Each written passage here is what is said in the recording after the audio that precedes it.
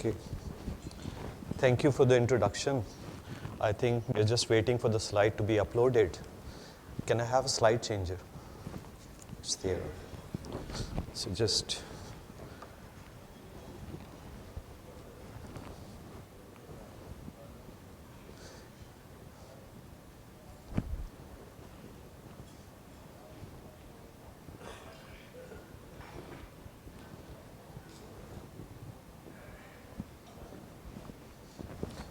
जी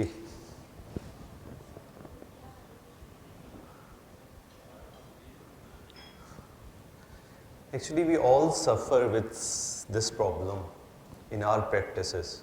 हमारे पेशेंट्स के साथ भी ये प्रॉब्लम होता है कि स्टेबल क्रॉनिक अरसा दराज से उनको कोई इशू नहीं होता, दांत नहीं निकालता डॉक्टर, वापस भेज देते हैं कि भाई आपको दिल का मसला है.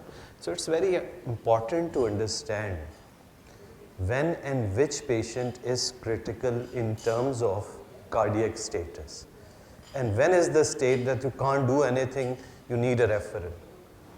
So let's start.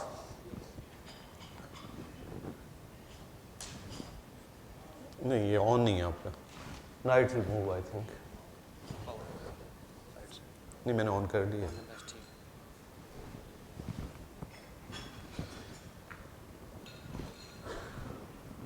ये वो कॉमन सिनेरियो हैं which you people face in your daily practice, and with this scenario will really depict out of different kind of clinical situations which you have to deal.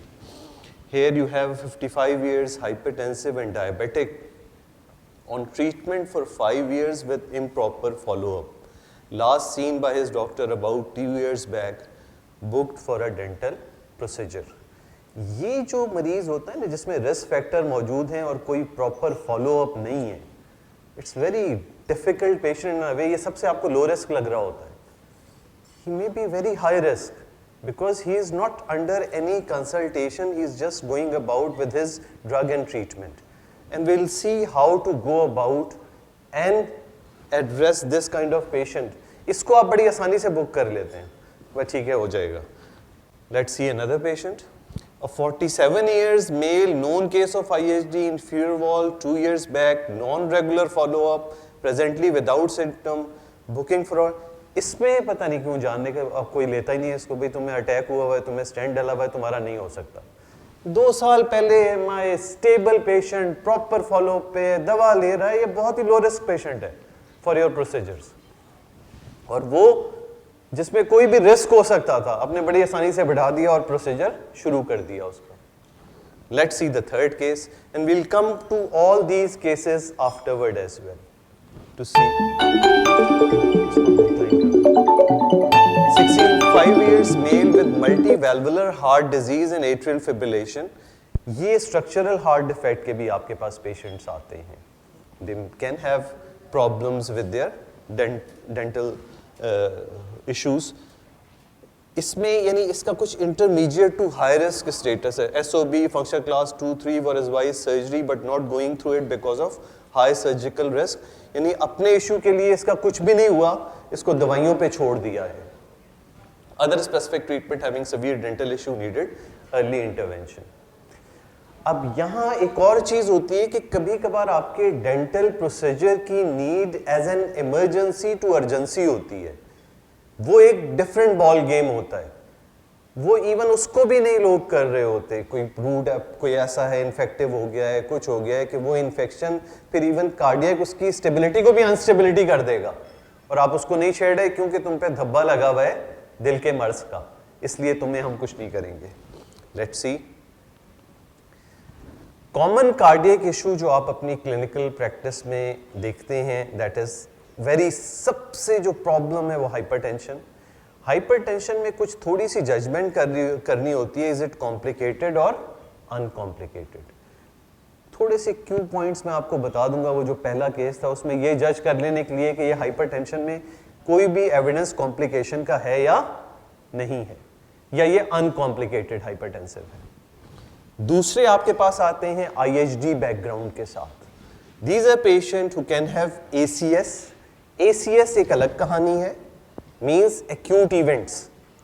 within like ST elevation, non-ST elevation or unstable angina within past 6 weeks is the basket of ACS patient, acute नौयत के मामलात.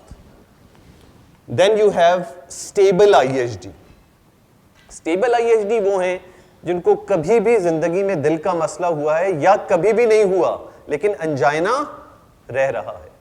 ये वो एक group है. एक वो है जिनको कोई सिम्टम नहीं है लेकिन पहले कभी इवेंट हो चुका है, अब ये अपनी स्टेबल स्टेट में चल रहे हैं. Then you have heart failures. Heart failures में कार्डियोमायोपैथीज हैं, साथ उनके आप एरिथमियास को भी एसोसिएट कर लें. रिदम के बहुत सारे प्रॉब्लम्स होते हैं कि प्योरली सिर्फ एट्रियल फिब्रिलेशन है या उसका कभी एसवीटी हुआ है. फिर रिदम से रिलेटेड डिवाइस थेरेपी हुई भी होती है, पेसमेकर लगा हुआ है, कुछ और है, ये सारे. तो वो एक पूरी बास्केट है, heart failure and rhythm related.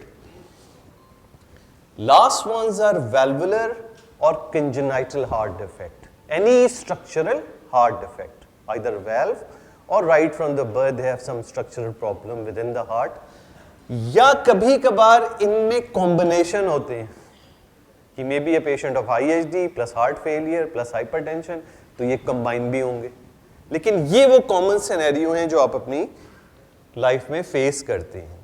हमारे लिए जब भी हमें कोई कहता है ना कि इसका आप बता दें इसकी, और एक बड़ा अजीब सा लफ्ज़ हमें लिख के भेजते हैं, फिटनेस दे दें. मैं फिट नहीं कर सकता, वो तो जो अनफिट है वो तो रहेगा. मैं आपको रिस्क बता सकता हूँ. तो ये जो जुमला लिखा जाता है ना, give fitness, I can't make a patient fit. I can give you his high risk, low risk, intermediate risk, moderate risk and measure to decrease procedural risk. ये दो चीजें मैं कर सकता हूँ. और ये कॉमन होता है कि फिटनेस दे दें. फिटनेस नहीं दी जा सकती, फिटनेस दी नहीं जा सकती. किसी को आप अनफिट से फिट नहीं बना सकते. So first thing you have to look for both procedural risk and patient risk. आप करने क्या जा रहे हैं? Low risk procedure, intermediate risk procedure, high risk procedure. और मरीज जो आप डील कर रहे हैं उसका स्टेटस क्या है? High risk, intermediate risk, low risk.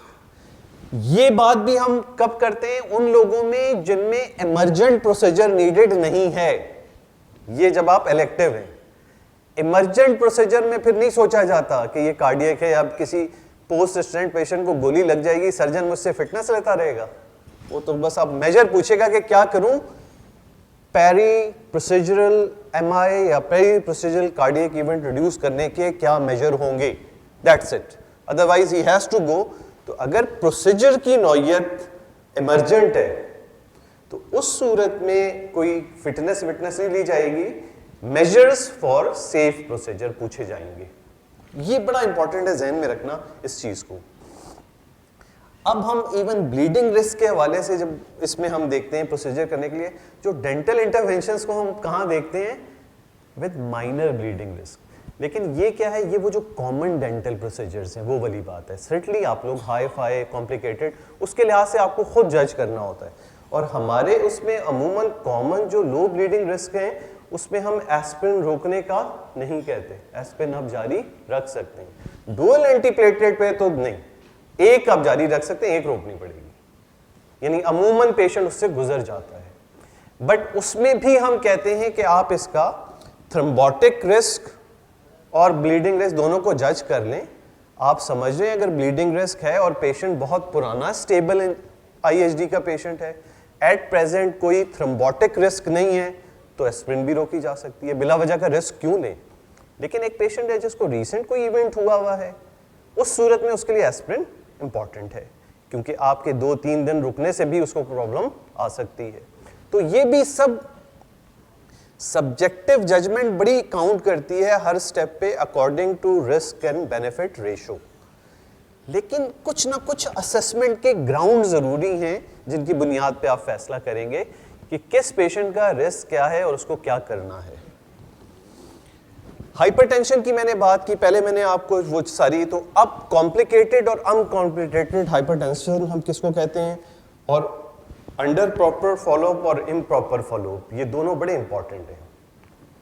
एक ऐसा आदमी जिसको आपको पता है कि उसका पिछला पूरा रिकॉर्ड है कि वो प्रॉपरली डॉक्टर को दिखाता है, 140/90 प्रेशर उसका चल रहा है, उसमें कोई कॉम्प्लिकेटेड के बैकग्राउंड्स नहीं है, उसका आपकी चेयर पे आने के बाद अगर 180 प्रेशर सिस्टोलिक हो जाता है तो that is reactionary increase in blood pressure, इस पे उसको आप घर नहीं भेज देते.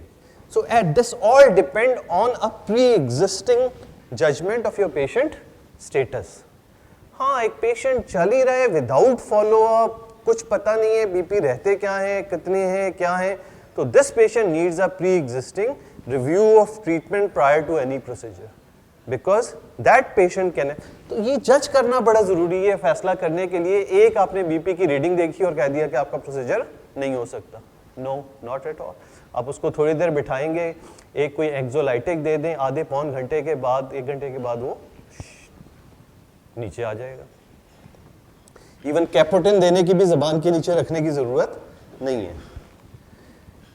अच्छा, इसमें फिर जो कुछ बातें कॉम्प्लिकेशन को जज करने के लिए, पहला केस आप मेरा याद रखिएगा, हाइपरटेंशन था. उसको आप अपने तौर पे 3-4 चीजों से किस तरह स्क्रीन कर सकते हैं कि ये अनकॉम्प्लिकेटेड है या कॉम्प्लिकेटेड है. Hypertension involves heart, brain, kidney, peripheral vascular disease. Background जरूर पूछ लें इस ब्लड प्रेशर के साथ, कभी कोई इन चीजों से रिलेटेड इवेंट पास्ट में तो नहीं हुए. कोई बैकग्राउंड हिस्ट्री नहीं है तो एक साइड तो क्लियर हो गई कि कोई ऐसी कॉम्प्लिकेशन का बैकग्राउंड नहीं है. ऑनगोइंग में हमेशा आप अपने पेशेंट की फंक्शनल क्लास जरूर असेस कर लिया करें, इररिस्पेक्टिव ऑफ एज. बहुत से 70 सालों वालों की फंक्शनल क्लास 40 सालों से ज्यादा अच्छी होती है. कितनी एक्टिविटी करते हैं, चलते रहते हैं. अब उन्होंने हमारे लिए फिटनेस देना आपके बकौल, वही तो रिस्क असेसमेंट है. मैं फिटनेस के लफ्ज़ से बहुत चढ़ता हूँ जब मुझे कोई लिख के भेजता है ना कि इसकी कार्डियक फिटनेस दे दें. मैंने कहा काश मैं इसको फिट कर सकता, मैं रिस्क बता सकता हूँ, फिट नहीं कर सकता. तो वो जो फिटनेस का स्टेटस है वो अब हमें भी हो गया है कि इंटरमीडिएट लो रिस्क में कोई हाई फाई टेस्ट वेस्ट करने की जरूरत नहीं है.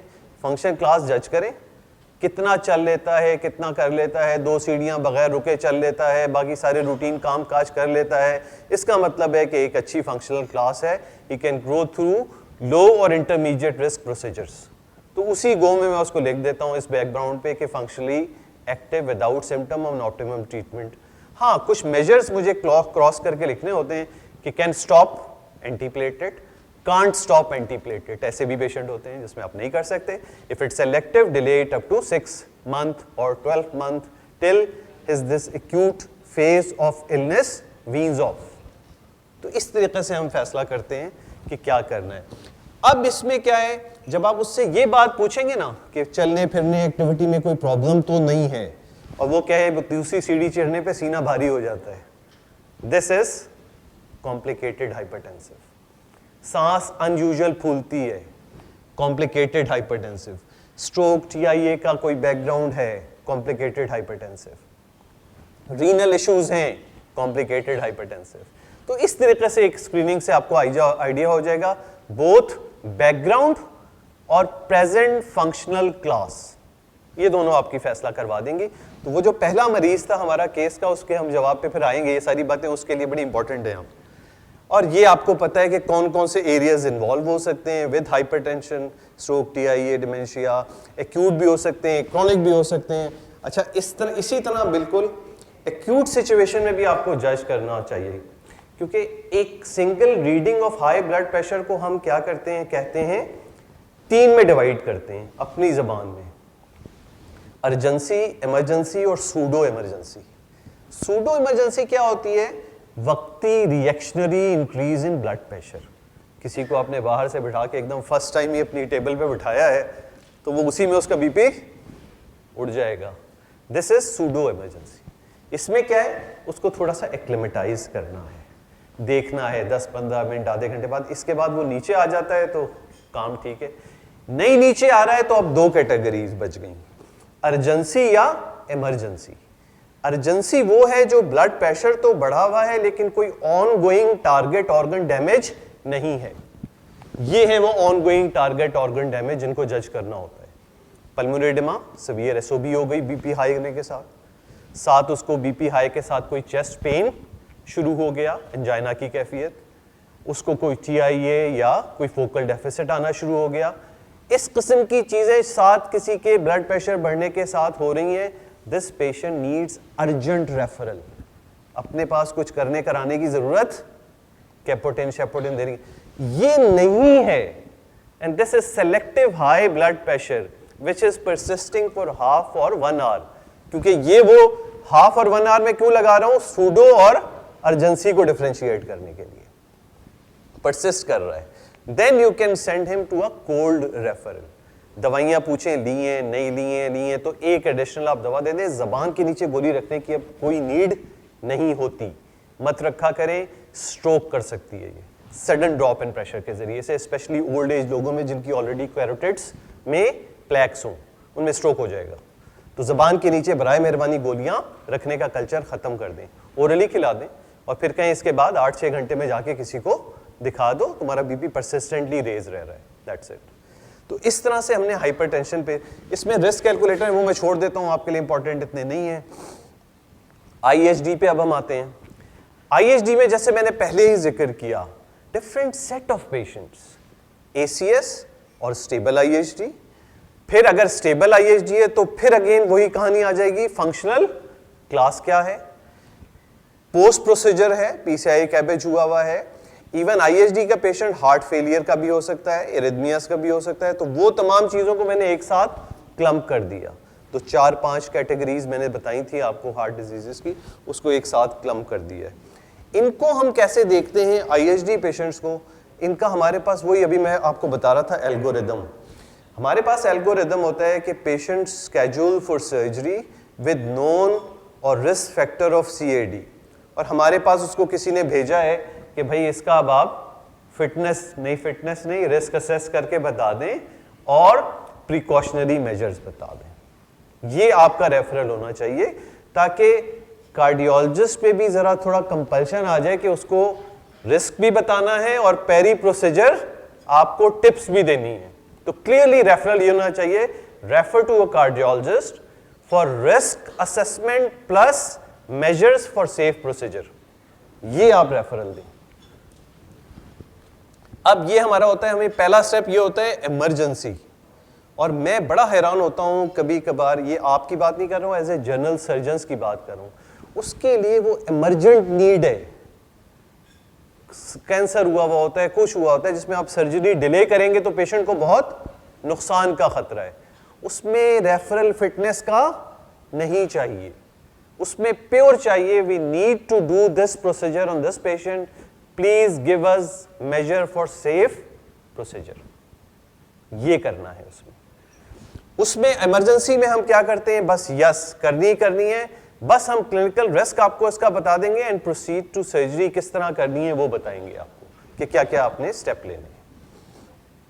इमरजेंसी नहीं है तो फिर हम क्या देखते हैं, ACS तो नहीं है।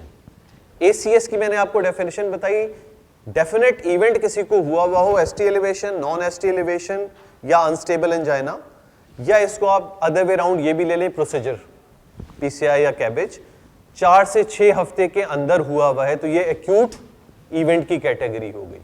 तो इसका अलग है, evaluate and treat according to the guideline, और फिर उसके बाद आगे क्या करना है वो मैं बताता हूँ। ACS भी नहीं है, यानी स्टेबल IHD, अमूमन ऐसे ही लोग आते हैं, जाहिर सी बात है वो वाले तो आपके पास नहीं जाते। Estimate peri operative risk of major adverse cardiac event, ये मैं स्टेबल वालों की बात कर रहा हूँ। और ये वो भी जो ACS वाले थे, ACS वालों को भी पहले क्या करना है, ऑप्टिमाइज ट्रीटमेंट कर देनी है, और फिर ये देखना है कि इनका रिस्क क्या है कार्डियक इवेंट का, लो रिस्क है इवेंट का, एलिवेटेड रिस्क है, मॉडरेट रिस्क है।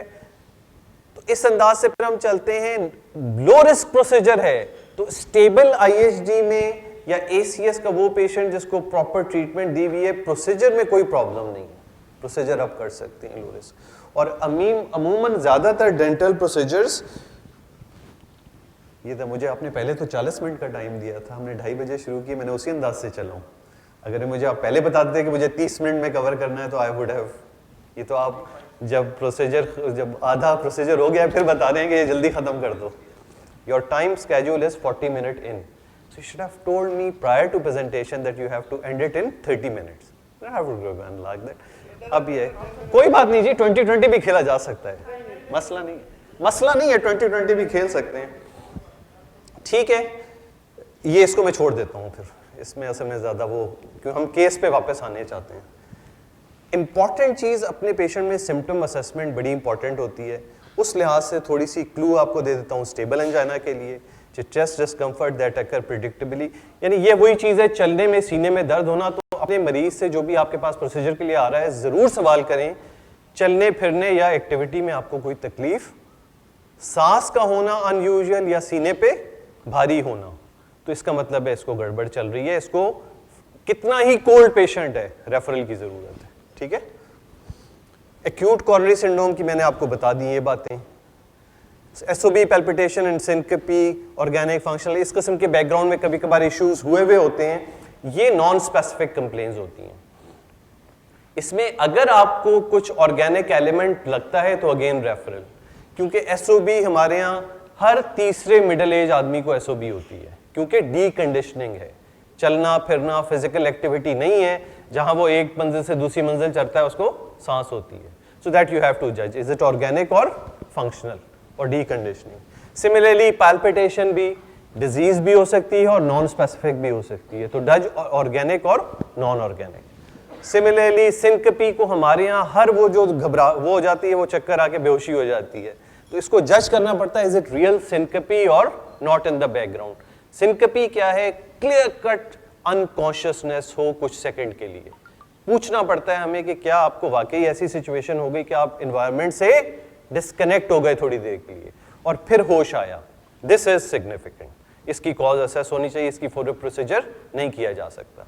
वेजोवेगल भी होता है, कॉज बहुत सी इसकी बिनाइन भी हैं। Ischaemic heart disease, heart failure, arrhythmias, तो इसका जो मैं समरी अगर करूं तो आपको क्या देखना होता है, स्टेबल आप डील कर रहे हैं, unstable, duration of acute event कब हुआ है, कोमॉर्बिडिटीज साथ क्या है, पेशेंट दवाइयां क्या ले रहा है, इरिथमिया अगर है तो एक्यूट है या क्रॉनिक पुराना है, नॉर्मल और एबनॉर्मल एलवी फंक्शन है, पोस्ट प्रोसीजर है तो कितने अरसे पहले प्रोसीजर हुआ है। फिर एक बड़ी इंपॉर्टेंट बात ये होती है कि आप जिस पेशेंट को देख रहे हैं ये प्रॉपर फॉलोअप में है या इम्प्रॉपर फॉलोअप में, ये बड़ी इंपॉर्टेंट बात। इम्प्रॉपर में भी बगैर रेफरल के डायरेक्ट प्रोसीजर ना करें। वेल्वुलर और कंजेनाइटल के जो पेशेंट्स होते हैं उनमें जो मेजर प्रॉब्लम होता है वो एक रिस्क ऑफ इन्फेक्टिव एंडोकार्डाइटिस, जो आपको प्रोफिलैक्सिस, मेरा ख्याल है ये सारी चीज़ें आपको पता है कि उसको आधे घंटे या 1 घंटे पहले आपने लाजमी, क्योंकि इन्फेक्टिव एंडोकार्डाइटिस हमारे लिए सबसे मुश्किल काम होता है ट्रीट करना। 4 से 6 हफ्ते पेशेंट को अस्पताल में रखना पड़ता है। अगर किसी प्रोस्थेसिस पे हो गया तो कभी कभार इवन उसको ट्रीट करना भी अजाब हो जाता है, सर्जरी दोबारा करनी पड़ती है, एक छोटी सी गलती सी क्योंकि वजह से कि डेंटल प्रोसीजर से पहले उसको एंटीबायोटिक नहीं मिली। तो इसका बहुत ख्याल रखना चाहिए हर स्ट्रक्चरल हार्ट डिफेक्ट को। रिस्क ऑफ ब्लीडिंग, वजह ये कि ये लोग अक्सर वारफरिन पर होते हैं किसी रीज़न की, प्रोस्टैटिक वाल्व या रिदमियास की वजह से, तो इसको एड्रेस करना होता है। और कभी कभार जैसे मैंने आपको एक केस दिया था, इसमें पल्मोनरी एडेमा वाला इशू हो सकता है कि फेलियर में जा सकते हैं ड्यूरिंग प्रोसीजर ज़्यादा लेटने की वजह से। इसमें फिर अगेन आपको ये देखना होता है आप क्या, एको की रिपोर्ट्स होती हैं उसमें लिखा हुआ होता है फॉलोअप कैसा है। माइल्ड स्ट्रक्चरल डिजीज है जिसमें कभी इस पेशेंट को सिम्टम नहीं हुए, सिर्फ एक एको बेस डायग्नोसिस हुई हुई है, ये एक अलग केस होगा। एक पेशेंट जिसको मॉडरेट डिजीज है लेकिन अभी तक किसी सर्जन ने इसको सर्जरी एडवाइस नहीं की है, दवा पे रखा हुआ है, ये अलग केस होगा। सीवियर सिम्टोमेटिक डिजीज ऑलरेडी है, सर्जरी एडवाइस हुई भी है लेकिन सर्जरी कराते नहीं है, ये एक अलग ग्रुप है। एक वो है जिनका प्रोसीजर हो चुका है। इन सब के अलग अलग स्टेटस है, इसको हमें देख के जज करके, ये आपकी वो एंटीबायोटिक ट्रीटमेंट है जो आपको इनको ऑफर करनी पड़ती है। ये कुछ डू एंड डोंट्स हैं जो करने पड़ते हैं, ये सब आप लोगों को पता है, इसलिए मैं डायरेक्ट केस पे ही आना चाह रहा हूँ ताकि हम केस से ही थोड़ी सी एक्सोलाइटिक देना, routine medication specially blood thinners का ख्याल रखना कि पेशेंट ले रहा है या नहीं ले रहा है, प्रेजेंट सिम्टम्स एंड साइंस क्या हैं, अवॉइड NSAID, ये प्रेशर्स बढ़ा देते हैं। प्रॉब्लम है आप दर्द के लिए ज़रूर दे रहे होते हैं लेकिन प्रोसीजर से 1-2 दिन पहले कोशिश करें किसी अच्छी चीज़ पे शिफ्ट हो जाएं जो पेन तो रिलीफ कर दे। वो हैं आपकी सिंपल पेनाडोल या ट्रोराडोल, इस टाइप की चीज़ें कि वो NSAID ना हो। और ये रीनल कॉम्प्रोमाइज पेशेंट में भी काफ़ी गड़बड़ करते हैं। अदर कोमॉर्बिड्स को ज़रूर चेक कर लें, शुगर का स्टेटस क्या है, पहला हमारा केस था वो मैं भी उस पर आता हूँ। अच्छा, कभी कभार इस पेशेंट में हर चीज़ स्टेजेबल है, इवन कार्डियोलॉजिस्ट भी नहीं सोचता, उसने कोई फ्रेश इन्वेस्टिगेशंस नहीं की, तो कुछ 2-4 चीज़ें ज़रूर कर लिया करें। ब्लड थिनर तो PTINR, एंटीप्लेटलेट पे तो एक CBC, प्रोलॉन्ग डायबिटिक है, टेस्ट वेस्ट नहीं हुए तो रीनल फंक्शन। यानी ये 4-5 बेसिक स्क्रीनिंग की चीज़ें होती हैं जो अगर पेशेंट के नहीं हुए हैं। फिर कभी कभार आप रीस्टार्ट ऑफ मेडिकेशन का बताना भूल जाते हैं, स्पेशली एंटीकोगुलेंट, एंटीप्लेटलेट। जैसे ही आपको फील हो गया आपकी अपनी हीमोस्टेसिस अचीव हो गई, अब फर्दर ब्लीडिंग का कोई खतरा नहीं है, उस पेशेंट को टाइम लिख दें कि after 3 days 2 days you should be starting. हमारे कभी कभार बहुत इंपॉर्टेंट पेरी स्टेंटिंग पेशेंट्स होते हैं, वो 1 महीने पहले कराया, वो उन्होंने रोक दी थी, तो बताया नहीं था कब शुरू करें, नहीं वो तो बस कहा था आपसे बात, और मेरे पास आ रहा है वो 2 महीने बाद, तो उस दौरान वो दवा लेता ही नहीं है। ये आपका डोमेन है, मैं आप तो जब तक आप रोकना चाहें रोक लें पहले, और जब शुरू करने का कहते हैं आप खुद बता दें कि भाई इसके दिन के बाद शुरू कर सकते हो। हाँ, कोई खुदा न खास्ता ब्लीड कुछ हो तो फिर हमारे पास वापस आ जाओ, लेकिन इसका नंबर जरूर दे दें कि restart your medication after 1 day 2 day whatever. वापस केस पे आ जाते हैं।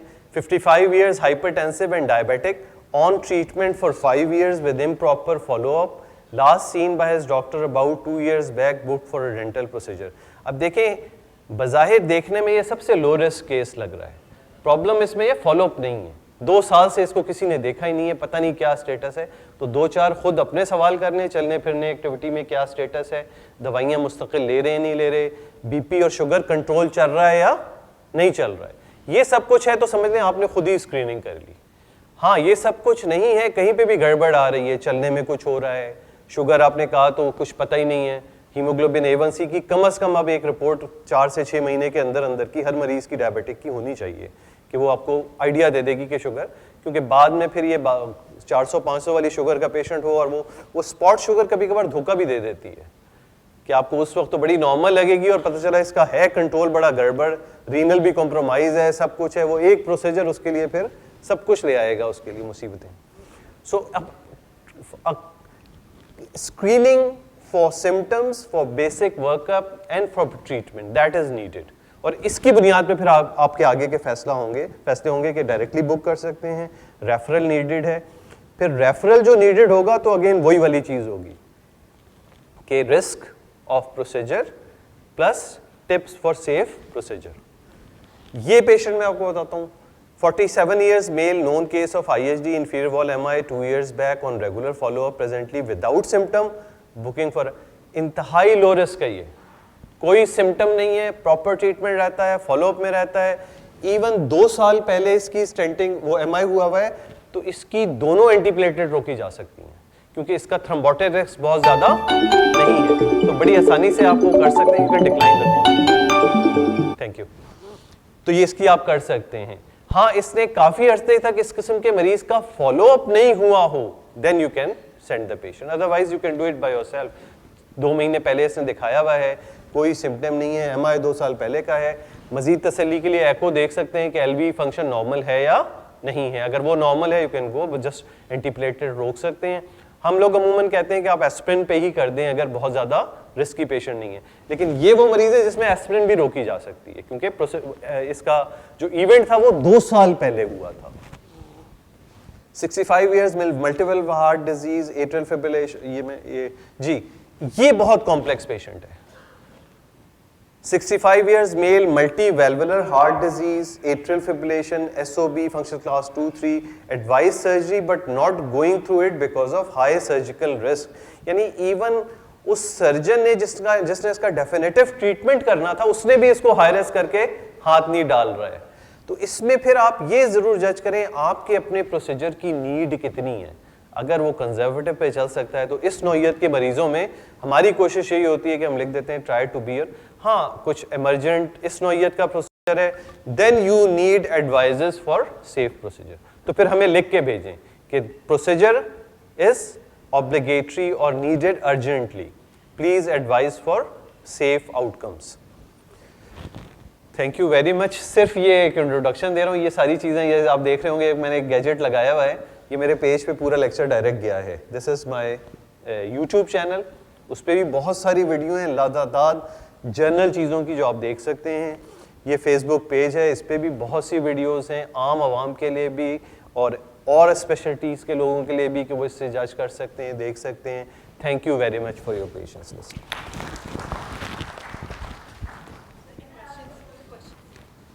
जी जी।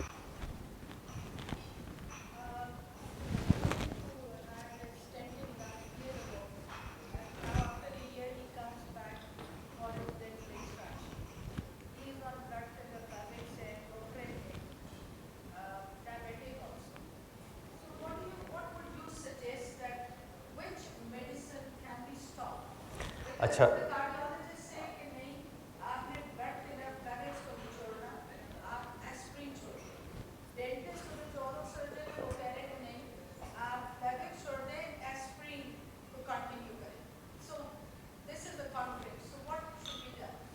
देखिए ये हमारे पास बहुत कॉमनली आते हैं post PCI patient needing a dental procedure. इसमें मैंने वही आपको बताया था, देखें स्टेंट लगा हुआ है, अगर 1 साल पहले हमारे लिहाज से अब इवन बहुत अच्छे दवाई वाले स्टेंट भी आ गए हैं जिसमें हम 6 महीने बाद भी रोक सकते हैं दोनों दवाइयाँ किसी प्रोसीजर के लिए, ऐसे स्टेंट भी आ गए हैं। और ये इस पे क्योंकि वेस्ट में तो बहुत सारी प्रोसीजर्स चलते रहते हैं इन लोगों के साथ ना, तो ये उनके लिए बड़ा एज पॉइंट होता है स्टेंट कंपनी बनाने वाले के लिए। और उस पर इतने ट्रायल चल रहे हैं कि कब तक डुअल एंटीप्लेटलेट ऑब्लिगेटरी है। इवन एक स्टडी अभी ताज़ा आई है, वो 3 महीने भी दे रही है कि हमारा स्टेंट उन्होंने मेक ऐसा बनाया है स्टेंट का कि वो 3 महीने तक भी आप देखें और उसके बाद सेफ हैं आफ्टर स्टॉपिंग एंटीप्लेटलेट। इसमें जो अभी तक जो गाइडलाइन में एट प्रेजेंट वो ये है कि जो अगर सादा स्टेंट किसी को लगा हुआ है, BMS बेयर मेटल स्टेंट, अमूमन अब 90% ड्रग ल्यूटिंग लगते हैं। बेयर मेटल में 1 महीने के बाद अगर कोई प्रोसीजर वाकई नीडेड है अर्जेंट बेसिस पे, तो 1 महीने के बाद रोकी जा सकती है। दोनों रोकी जा सकती है। हमारी अपनी अब ये ख्वाहिश होती है कि लो रिस्क प्रोसीजर में आप दोनों ना रोकें, एक कोई भी रोक दें, चाहे वो आप क्लोपिडोग्राफ, ये आप पर मुनसिर है। आप प्रोसीजर में कितनी ब्लीडिंग फ्री उसको चाहते हैं, 3 दिन पहले, 7 दिन पहले, लेकिन बहरहाल जितने दिन भी आप ज्यादा रखेंगे he will be on risk for thrombotic event. ये समझ लें कि जो एस्पिरिन का है इसका डायरेक्ट सिम्टम से रिलेशन नहीं है। ये क्या होता है, एक्यूट इवेंट्स में क्योंकि अंदरूनी प्लेक रप्चर है, रप्चर पे आपने स्टेंट लगा दिया, स्टेंट की अभी एंडोथेलियलाइजेशन हो रही है। ड्रग ल्यूटिंग स्टेंट की एंडोथेलियलाइजेशन देर से होती है क्योंकि आपने उसमें ऐसी ड्रग डाली हुई है जो टिश्यू प्रोलिफरेशन को रोकती है। उसका पर्पस था रीस्टेनोज को प्रिवेंट करना, तो वो एंडोथेलियलाइजेशन को भी स्लो कर देती है। तो वो रॉ स्टेंट की वजह से ये चांस होते हैं कि ब्लड जाते हुए इसमें कोई थ्रम्बस बना सकता है, जिसके लिए उसको इस ऐसा मीडिया चाहिए होता है कि वो डुअल एंटीप्लेटलेट पर रहे ताकि ये क्लॉट ना बनने पाए अंदर। तो इस वजह से ड्रग्स ल्यूटिंग के लिए आपको 1 साल पूरा चाहिए होता है कि पेशेंट डुअल पे रहे। तो इसलिए कोशिश ये होती है कि इलेक्टिव नौइयत की प्रोसीजर आप करें तो अच्छा है 1 साल बाद ड्रग वाले में, और इस इवन बेयर मेटल वाले में भी 1 साल बाद। लेकिन बहुत अर्जेंट नीड है तो बेयर मेटल में आप 1 महीने बाद कर सकते हैं, ड्रग वाले में 6 महीने बाद कर सकते हैं।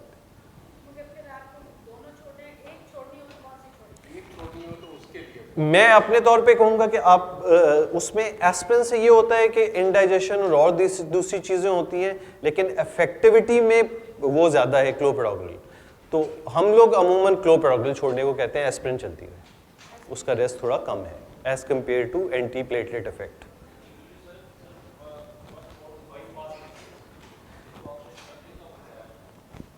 बाईपास में डुअल एंटीप्लेटलेट की कोई ऐसी ऑब्लिगेशन नहीं है, लेकिन अगर बाईपास किसी एक्यूट इवेंट के बाद हुआ है, मसलन उसको हुआ MI था और MI के 1 महीने बाद बाईपास हुआ है, तो वो एक्यूट इवेंट से 1 साल बन जाएगा, तो वो बात तकरीबन वही आ जाती है।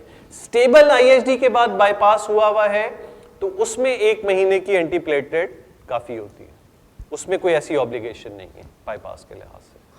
लेकिन ये तमाम, ये मैं बताऊं, ये सारे इंडिविजुअलाइज डिसीजन होते हैं पेशेंट के प्रोसीजरल रिस्क, पेशेंट का रिस्क बैकग्राउंड और इन तमाम चीज़ों को देखते हुए। और इसलिए मैं हमेशा कहता हूं कि आप कार्डियोलॉजिस्ट को मजबूर कर दें अपने रेफरल से कि वो उसको उस तरह जज करे, वो एक वो वाली लाठी ना चला दे कि नहीं इसका नहीं हो सकता और इसका हो सकता है। नहीं, आप ये अपना प्रोसीजर का स्टेटस बताएं, नीड अर्ली प्रोसीजर। अब यहां उस पर कंपल्शन आ जाएगी, वो वाली गाइडलाइन उठाएगा जहां आपको इजाजत है कि आप थोड़ा अर्ली भी पेशेंट को भेज सकते हैं। आप सिर्फ फिटनेस कहते हैं तो वो आपने बस मरीज को भी हवा में छोड़ दिया और हमें भी बिल्कुल फुल टॉस दे दी है, जो मर्जी करूं। जी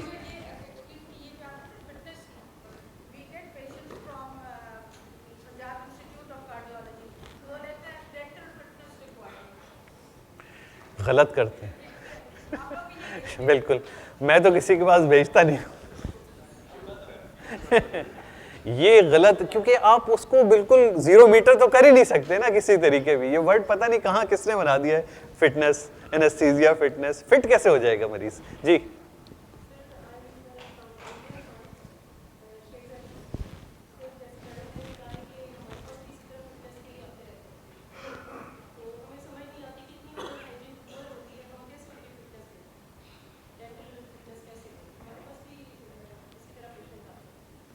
देखिए, वो तो फिर आपकी अपने गाइडलाइंस या वो पूरे सब कुछ बने हुए होंगे ना, पैरामीटर्स एल्गोरिदम के, कि किस तरह किस चीज़ की क्या करना है, वो सारी चीज़ें।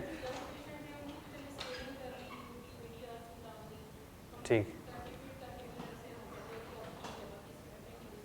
ठीक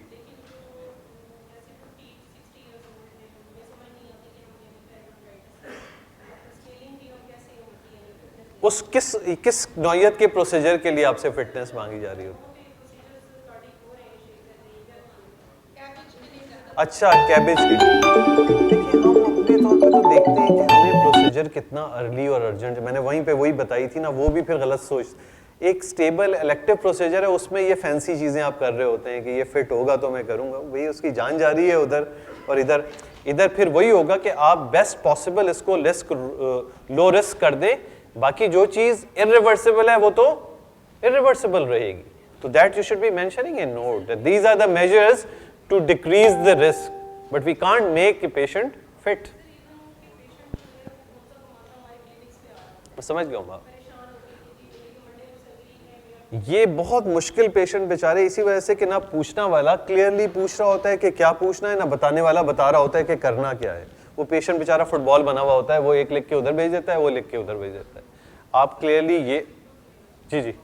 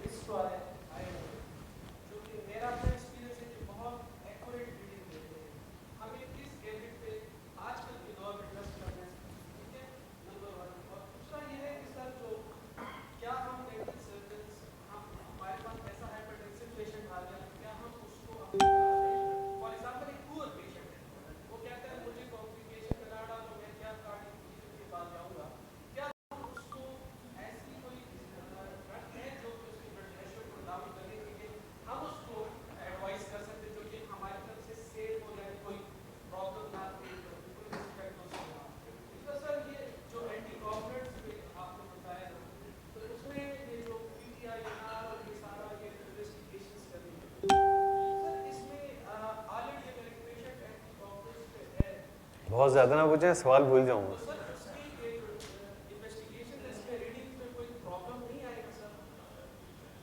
हाँ मैं बताता हूँ, ये मैं समझ गया आपकी बात। एंटीकोगुलेंट पे है तो लाजमी प्रॉब्लम आएगा। उसमें क्या होता है, जाहिर सी बात है, आप किसी का एंटीकोगुलेंट पे प्रोसीजर करने जा रहे होते हैं तो एंटीकोगुलेंट 7 दिन पहले 5 दिन पहले रोकनी होती है, और आप अपने उसके नॉर्मल पीटी से 3 से ऊपर है तो अभी वो इस कैटेगरी में नहीं है कि आप कर सकें। तो आपको प्री प्रोसीजर उसका जो एंटीकोगुलेंट पे था, अपने प्रोसीजर से पहले दिन का, एक दिन पहले का आपको PTINR चाहिए, क्योंकि हर मरीज डिफरेंट है। किसी में आखिरी डोज काफ़ी दिन तक इफेक्ट रखेगी, किसी में आखिरी डोज का इफेक्ट 3 या 4 दिन पे ख़त्म हो जाएगा। तो जो भी आपने एक मिनिमम टाइम रखा है कि 5 दिन के बाद मैं प्रोसीजर करूंगा इसका दवा रोकने के बाद। अच्छा, एंटीप्लेटलेट में तो इतना इशू नहीं है, एंटीप्लेटलेट तो जनरल आप कर लेते हैं। एंटीकोगुलेंट पे अगर है तो आपने PTINR लाजमी करना है, और जाहिर सी बात है एंटीकोगुलेंट पे रहते हुए तो आप प्रोसीजर कर ही नहीं सकते, तो उस वक्त के टेस्ट की तो वैसे ही कोई हैसियत नहीं है। उसमें सिर्फ ये देखना होता है ये पीछे से बैकग्राउंड में प्रॉपर फॉलोअप में है या नहीं है। अभी आप रोक के कर रहे हैं तो रोकने से पहले एक दिन पहले का या प्रोसीजर के मौके पर आपको उसको PTINR लाजमी चाहिए जब आप कुछ भी करने जा रहे हैं। ये तो वो हाइपरटेंशन वाली बात ये होगी। देखिए मैंने पहले ही आपको 3 की तकसीम बताई थी, अर्जेंसी, इमरजेंसी और सूडो इमरजेंसी। आपका मैं सवाल समझाऊं कि वो सूडो इमरजेंसी नहीं रह रहा है, वो अर्जेंसी वाली कैटेगरी में आ रहा है, बिठाने करने के बावजूद भी उसका BP बढ़ा हुआ रह रहा है। अब इस बड़े हुए में भी कैटेगरी है, एक है 180 120 से ज्यादा रह रहा है, ये तो फिर छोड़ दें, रेफरल ही चाहिए इसको। इससे नीचे वाले BP हैं, माइल्डली इंक्रीज BP है, ऑलरेडी कोई दवा ले रहा है तो आप दवाइयों में इजाफा कर सकते हैं। हर दवाई की डोज अमूमन पेशेंट मॉडरेट डोजेजेस में होता है। शॉर्ट एक्टिंग तो वही कैप्टोप्रिल है जो 8 से 10 घंटे का उसका इफेक्ट होता है, तो आप खिला के उसको बाद में देख सकते हैं कि BP नीचे आ गया तो अपना प्रोसीजर आपने कर दिया। लॉन्ग टर्म आप चाहते हैं कि भाई अभी मैं भेज दूं, बाद में 2 दिन बाद बुलाऊं, तो उसमें देखें कॉमन कैटेगरी की ड्रग्स जो यूज हो रही होती हैं, बीटा ब्लॉकर है, बीटा ब्लॉकर की डोज ना बढ़ाएं क्योंकि वो रेट पे इफेक्ट कर रही होती है। आपने किसी की टोरानमेंट 50 से 100 कर दी, पता चला उसको ब्लॉक हो गया, 60-70 साल का आदमी था, बीट हार्ट रेट कम हुआ और AV ब्लॉक में चला गया। तो बीटा ब्लॉकर को कभी ना डबल करें। एस इनहिबिटर यू कैन, कि कोई भी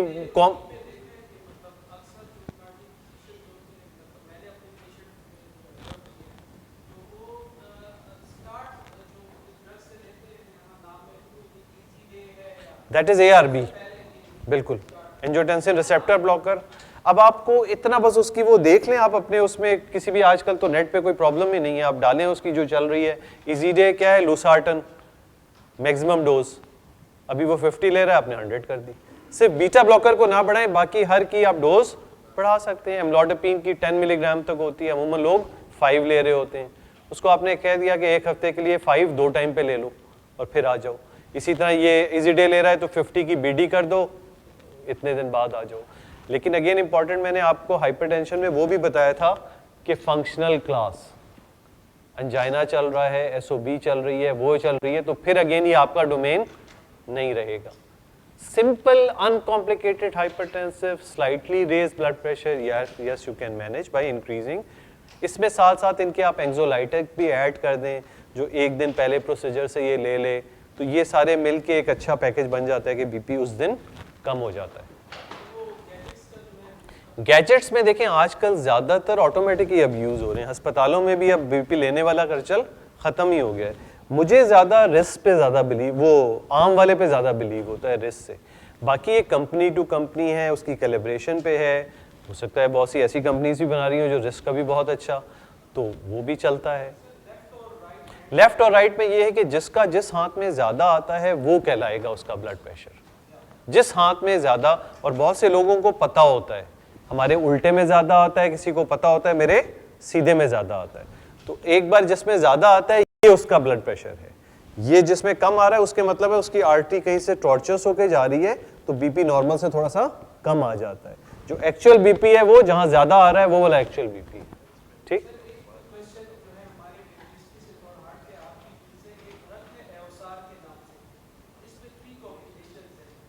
FSAR प्लस,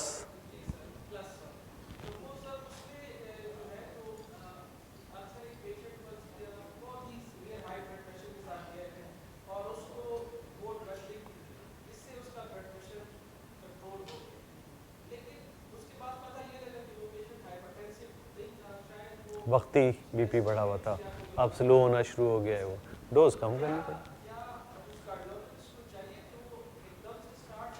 जी जी, ये तो हमारी, आप जाके वीडियोस हमारी देखिएगा ना, ये तो इस पे तो कहानी भरी पड़ी है। first identify is it a BP or every high blood pressure is not hypertension. Validate. Even in a low risk patient, take weeks to validate. Is it hypertension or reactionary increase in blood pressure? ये तो standard है, ठीक? Welcome.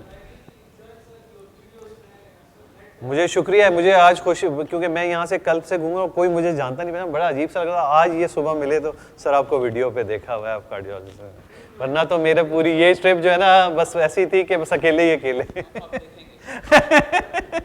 Thank you जी, बहुत शुक्रिया।